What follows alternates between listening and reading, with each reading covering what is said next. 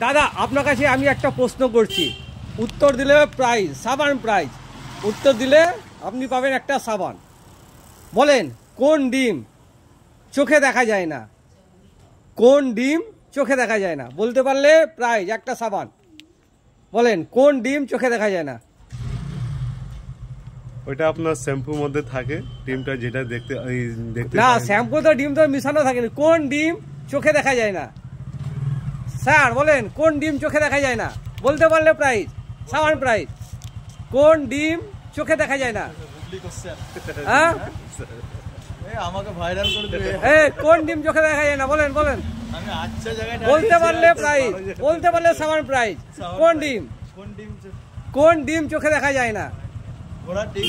হ্যাঁ ঠিক বলেছেন, একদম সত্যি।